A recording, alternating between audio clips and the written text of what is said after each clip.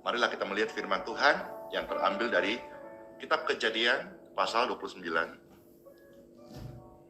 mulai ayat 31 sampai dengan ayat yang ke-35. Dan saat Tuhan menjawab doa, saat Tuhan matanya tertuju kepada mereka yang berteriak minta tolong kepada Tuhan Yesus, itu amazing grace, itu luar biasa. Seperti apakah? Apakah kandungannya dibuka dan selesai? Tidak. Bahkan 1, 2, 3, 4 yang tadinya tertutup kandungannya, atau orang berkata mungkin mandul. Zaman dulu sampai hari ini kita melihat banyak orang yang akhirnya suami memilih untuk berpisah karena dia merasa istri tidak bisa kasih keturunan. Dan pergumulan ini sudah ada abad demi abad. Tapi hari ini datang firman untuk menguatkan engkau, istri yang divonis ada miom, ada kista, gangguan pada kandungan, atau keluarga-keluarga yang sudah menikah sekian tahun, 8 tahun, akhirnya mencoba bayi tabung dan gagal. Saya punya kesaksian banyak sekali yang saya tayangkan di live ini, bagaimana akhirnya mereka bisa punya anak. Berkali-kali mencoba, bahkan berkali-kali bayi tabung gagal, uang keluar banyak. Tapi lewat didoakan, puji syukur Tuhan kasih kesempatan, Pastor Andy mendoakan mereka. Dan hari ini anak-anak mereka sudah lahir dari buah kandungannya, dari buah cinta mereka. Tidak ada yang mustahil. Puji syukur, saya bacakan ya. Kitab Kejadian pasal yang ke-29, ya, 31 sampai 35. Demikianlah sabda firman Tuhan Yesus. Sebagai saudara yang terkasih, ada tertulis, ketika Tuhan melihat bahwa Lea tidak dicintai dan tidak bisa mengembangkan, ya ini, tidak dicintai, bisa juga karena dia menderita, merasa ditinggalkan, merasa tidak disayang. Dan saya ucapkan ini, mungkin saudara ada di area itu, merasa tidak dipeduli, merasa tidak dipercaya, merasa tersiksa. Ialah merana bagaimana bisa dalam pernikahan ada satu pihak yang merasa tidak dicintai. Harusnya kan keluarga adalah surgaku. Surgaku adalah keluarga. Tapi kalau dalam keluarga salah satu tidak dicintai, itu menjadi keluarga seperti neraka. Dan ini dialami oleh Lea. Lea tidak cintai. Maka Tuhan melihat, Tuhan mendengar, Tuhan menjawab. Ketika rame-rame, Tuhan mendengar, Tuhan menjawab. Amin. Tuhan mendengar, Tuhan menjawab. Puji syukur. Tuhan mendengar, Tuhan menjawab.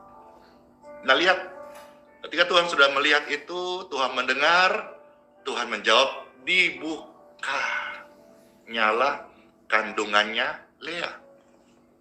Amin. Kita bisa kembangkan di sini rema yang kita dapatkan, dibukalah pintu untuk hidupmu yang dipulihkan. Amin. Tidak semua yang ini ada belasan ribu pemirsa yang sedang live menyaksikan ini. Tidak semua mungkin engkau ada di area pergumulan keturunan. Atau mungkin engkau dalam area pergumulan pintu yang tertutup. Dibukalah. Tuhan itu bukan hanya bisa membuka pintu. God open door. Tapi Tuhan juga sanggup membuat pintu. God make a way. Make a door. Tuhan bisa membuat pintu. Bapak Ibu yang 2024, pintu-pintu dalam pelayanan yang masih belum ada atau tertutup, 2025 ini engkau dengar firman ini saudara imani jadi rema buat saudara. Engkau yang belum ada pintu, Tuhan sanggup membuat pintu yang baru.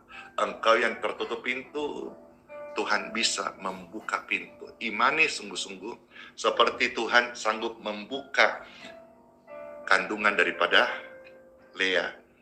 Tuhan juga sanggup membuka pintu-pintu termasuk kandungan istrimu, juga kalau engkau mengandung kandungan ilahi perihal urapan kah, atau pertobatan jiwa-jiwa kah, atau seputar pelayanan kah, atau merintis pekerjaan Tuhan, baik itu gereja atau misi, Tuhan sanggup membuka, tapi saudara juga harus tahu, Tuhan sanggup menutup.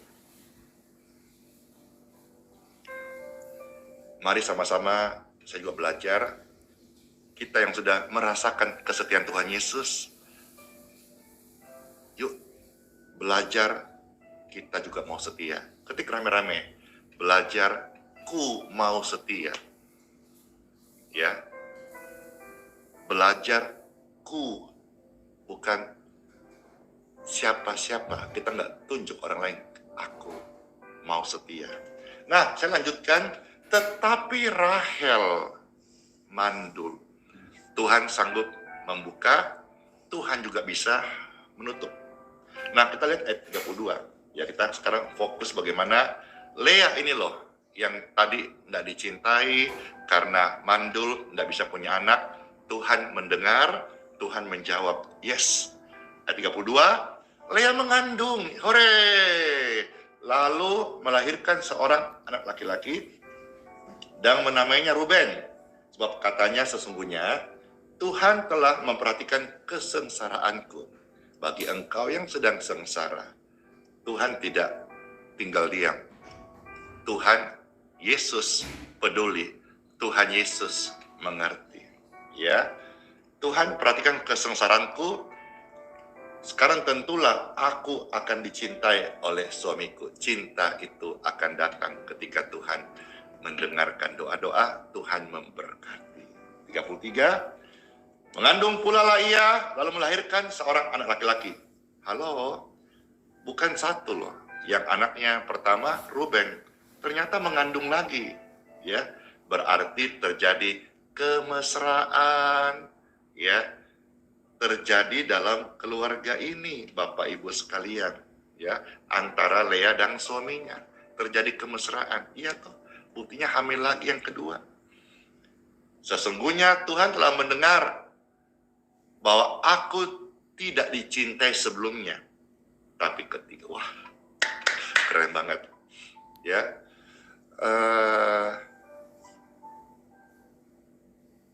memang ada pengalaman-pengalaman dalam hidup saya yang dalam sesi di mana saya melayani banyak yang a priori tidak percaya, sebagian ada yang dislike gitu ya.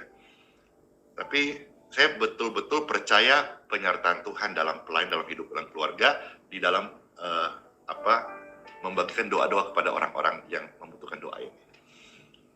Nah, karena Tuhan memberkati, ini firman-Nya Rema secara pribadi. Sekarang pelayanan ini yang sebelumnya ada yang a priori, dislike, ya, underestimate, ya, merendahkan.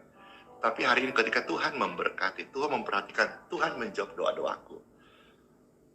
Ini pelayanan, ya, dicintai oleh orang banyak. Siapa yang merasa mencintai pelayanan ini? Ketik saya. Dan ketika orang melihat ini pelayanan memuliakan Tuhan Yesus, banyak orang datang kepada Tuhan Yesus. Sekarang saya jadi hamba Tuhan, saya bersyukur sama Tuhan, ini kepercayaan, hamba Tuhan yang dicintai oleh banyak orang, saya.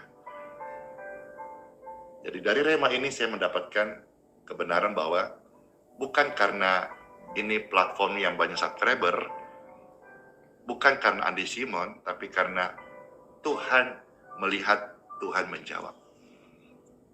Itu kan semua saya dicintai oleh orang banyak, bukan karena saya hebat, tapi karena saya membagi cinta Tuhan kepada saudara, dan cinta Tuhan menembus jiwamu. Dan engkau menjadi pribadi diubahkan. Sekarang Bapak Ibu juga cinta pekerjaan Tuhan, cinta hamba Tuhan, yang dimana engkau merasa mendapatkan makanan rohani. Puji syukur, puji Tuhan. Dan berikutnya akhirnya anak yang kedua dikasih nama Simeon. Ya, ayat 34 sampai 35. Mengandung pula, what? Udah 2 tadi. Ternyata itulah kemesraan ini janganlah cepat berlalu. Berarti Lea sama suaminya terus bermesraan. Iya toh. Habis mengandung pula yang ketiga. Lalu lahir anak laki-laki. Dia kasih nama Yehuda. Udah toh? Karena sudah diberkati Tuhan, siapa yang rindu suami istri diberkati Tuhan, yang tadinya tawar-tawar, istri berdoa Tuhan jamah, akhirnya kemesraan ini janganlah cepat berlalu, akhirnya neon, terus lengket kayak perangko. Saya mau, saya juga sudah merasakannya. Dan sesudah itu dia lahirkan lagi. Ya, puji syukur. Anak itu namanya Yehuda. Jadi ada berapa semua? Coba kita lihat ya. 3 atau 4 ya, ntar. Yang pertama adalah Ruben. Yang kedua Simeon. Yang ketiga adalah Lewi. Yang keempat Yehuda. Benar toh? 4 orang. Nah sesudah itu ia tidak melahirkan lagi. 4 sudah cukup untuk menjadi pembuka cinta, pemulihan keluarga, kasih sayang. Amin. Saudara keluarga mau berapa? Yang belum punya anak nih mau berapa?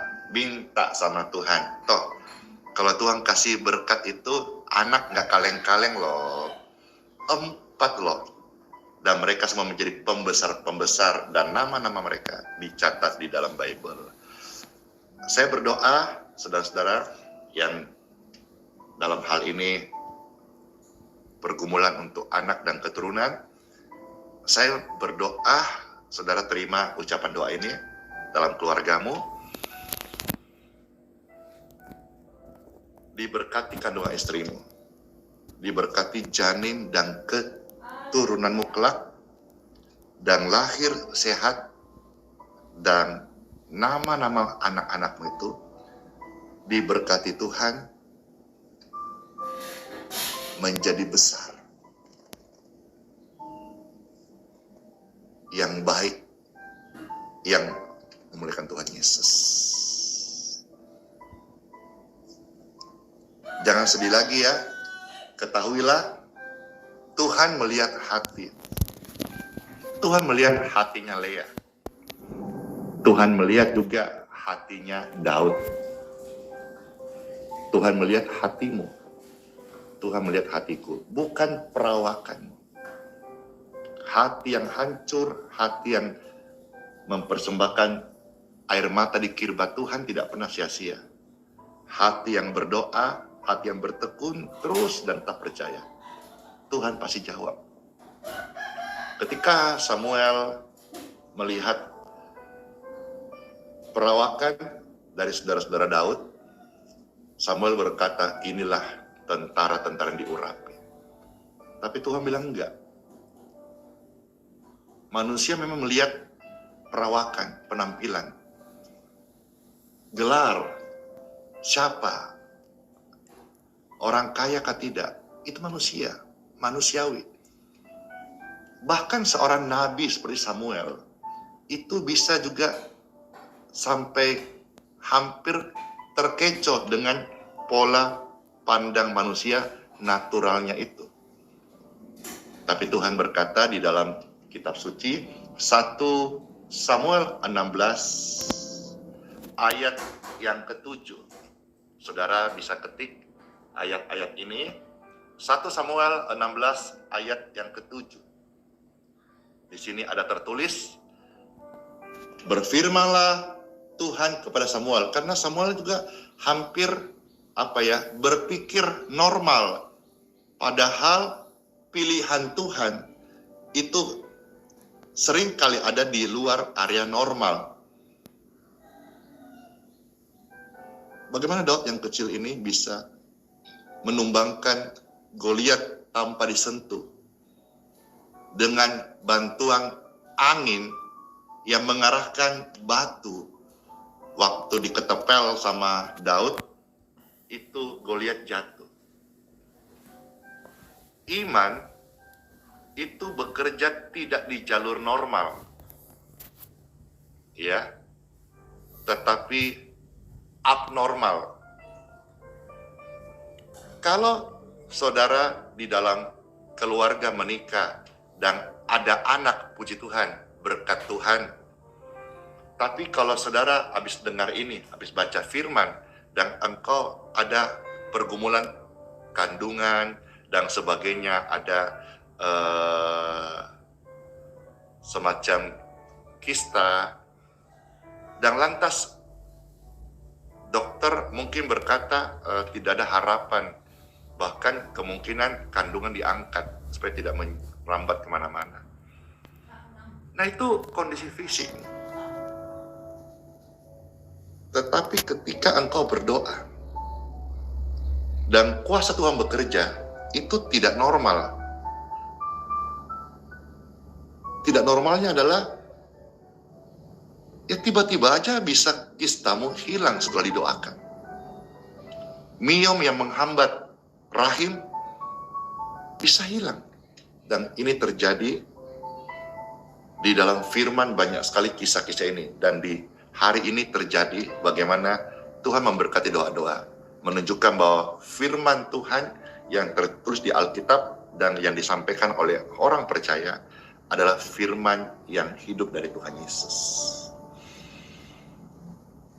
Tuhan bilang sama Samuel, kau jangan lihatlah parasnya, kau jangan lihat fisiknya, karena bukan apa yang dilihat oleh manusia Tuhan lihat.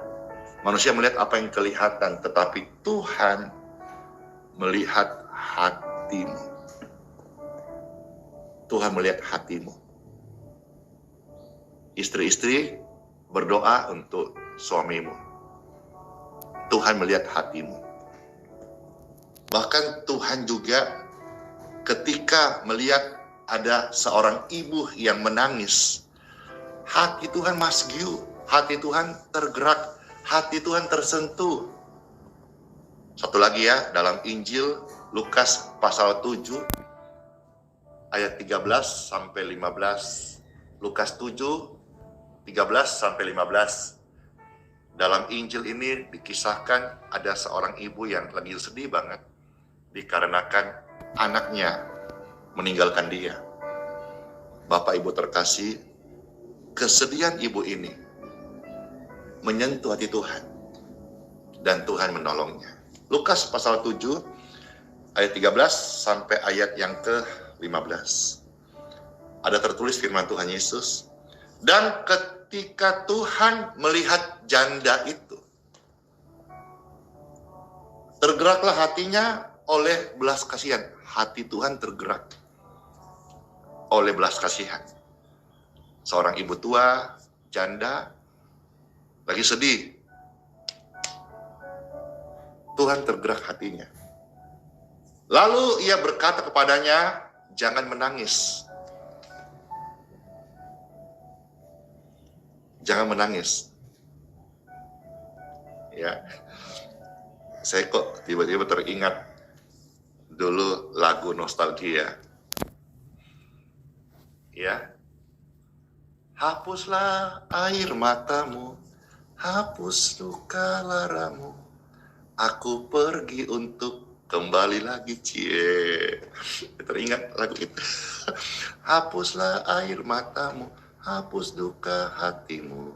Nantikan aku di batas kota ini, cie. Lagu tembang kenangan. Tapi kata-kata firman ini berkata, kau jangan menangis lagi. Kalau dulu zamannya itu waktu saya ingat penyanyinya Tommy J. Pisang. Ya. Oh, banyak orang yang patah hati jadi kuat lagi. Aku pergi untuk kembali lagi, cia. Ini firman Tuhan Yesus yang abadi. Tuhan berkata, jangan menangis lagi.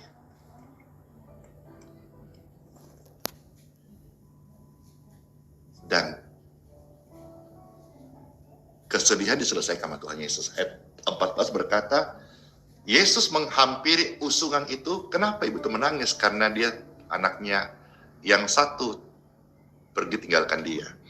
Akhirnya Yesus datang memberikan jalan keluar dan penguatan. Yesus berkata kepada para pengusun mayat itu, berhentilah. Lalu Yesus memberikan firman-Nya. Hai anak muda, ini kepada anak yang sudah meninggal, aku berkata kepadamu, bangkitlah. Maka bangunlah orang itu dan duduk dan mulai berkata-kata. Dan Yesus menyerahkannya kepada ibunya. Rema firman-firman ini adalah Yesus sanggup, sekalipun mustahil bagi manusia, tidak bagi Tuhan. Yesus sanggup melakukan segala perkara. Jangan menangis lagi ya. Datang sama Yesus. Yesus peduli, Yesus mengerti setiap persoalan yang kita hadapi. Yesus memberkati setiap kita. Let's pray. Tuhan Yesus, terima kasih buat sabda firman-Mu. Mengalirlah urapan yang baru.